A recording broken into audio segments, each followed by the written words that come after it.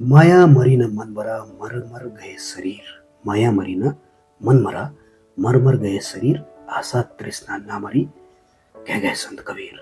ये कविताएं, ये दोहाएं मैं आपको इसलिए सुना रहा हूं ताकि आप समझो कि किसी घर में यदि उस इंसान की तुलना केवल पैसों से किया जा रहा है, अपेक्षाएं केवल पैसों से बंधे हैं, तो घर के रिलेशनशिप केवल सौदे का है। यानी कि केवल वहां पे सौदाबाजी चल रहा है, रिलेशनशिप नहीं। कभी कभी हम पैसों के तुलना में पैसों के पीछे इतना भागने लगते हैं कि हमें दूसरे रिलेशंस ध्यान में ही नहीं आता है। पैसा कमाना बहुत जरूरी चीज होते हैं। हमें एक स्ट्रॉन्ग कैरेक्टर बन के पैसों के पीछे भागना ही चाहिए ताकि आने वाले दिनों पे किसके साथ में हाथ फैलाने की आवश्यकता ही ना हो। और कभी कभी हम इंटरनल इनसिक्योरिटी के अपेक्षा में भी आ जाते हैं। इंटरनल इनसिक्योरिटी अपेक्षा साइकोलॉजी में इसे कहा गया है, जहां एक्सटर्नल वैलिडेशन यानी कि बाहर से आए हुए सोच के कारण हम इतना डर जाते हैं, इसलिए हम सिर्फ पैसों को इंपॉर्टेंस देने लगते हैं। पैसा ही हमारे लिए सब कुछ होता है और ऐसे कंडीशंस में हम जाने अनजाने पे पैसों को इतना इंपॉर्टेंस देते हैं, केवल पैसा पैसा पैसा करके हमें बाकी चीजें दिखता नहीं है। और पैसा का वैल्यू हमारे जीवन में इतना ज्यादा हो जाते हैं, एक डर मन में उभरने लगता है कि आने वाले दिनों पे ये पैसा मेरे जीवन पे नहीं होगा तो बाकी लोग, बाकी रिलेशन के लोग या अन्य सदस्य, मेरे फ्रेंड सर्कल जो भी है, वो मेरा वैल्यू नहीं करेंगे, इज्जत नहीं करेंगे। इस तरह के डर जब इंसान के अंदर पनपने लगता है, यानी कि इंटरनल इनसिक्योरिटी साइकोलॉजिकल कंडीशंस में, तो वो एक्सटर्नल वैलिडेशंस, बाहरी लोगों की सोच के कारण इतना दबाव पे आ जाती है कि उनके जीवन पे केवल पैसा ही इंपॉर्टेंट हो जाता है। सही है पैसा कमाना, पर केवल पैसा पैसा करके, वैल्यू वैल्यू करके, फ्यूचर फ्यूचर करके प्रेजेंट्स के इमोशंस और अन्य लोगों की थॉट प्रोसेस को ध्यान पे ही ना रखना कितनी बड़ी बेवकूफी है, क्या आप समझ सकते हो?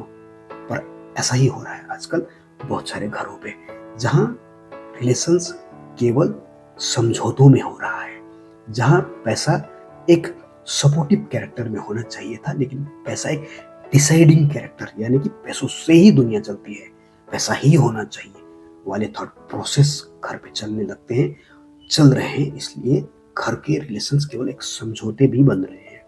और यदि आपके जीवन पे पति या पत्नी ऐसा कर रही है, केवल पैसा पैसा पैसा करके पैसों के पीछे ही उनका ध्यान है, बाकी रिलेशंस, घर परिवार, अन्य सदस्यों पे उनकी थॉट प्रोसेस, उतना इमोशंस काम नहीं कर रहा है, तो ऐसे रिलेशनशिप में ब्रेकअप, डिवोर्स या डिस्टेंस ही समाधान है। दूर रहिए, समझाने की कोशिश कीजिए, लेकिन फिर भी नहीं समझ रहे सामने वाले, उसी चीजों में फंस के केवल पैसा पैसा फ्यूचर करके प्रेजेंट को बिगाड़ रही है, अन्य चीजों पे उनका ध्यान ना हो, तो ऐसा रिलेशंस में टूट जाना ही या उस रिलेशन को छोड़ जाने में ही बुद्धिमताएं है, वरना ये और भी डिप्रेशन का कारण बन सकते हैं।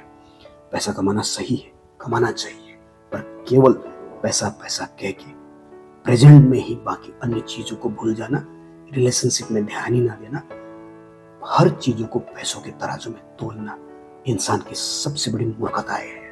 इसीलिए संत कबीर कह गए थे, इस तरह के व्यक्ति से दूर रहने में बुद्धिमताएं है, क्योंकि माया मरी न जाए, माया मरी न मन मरा मर मर जाए शरीर, आशा तृष्णा ना मरी कह गए संत कबीर।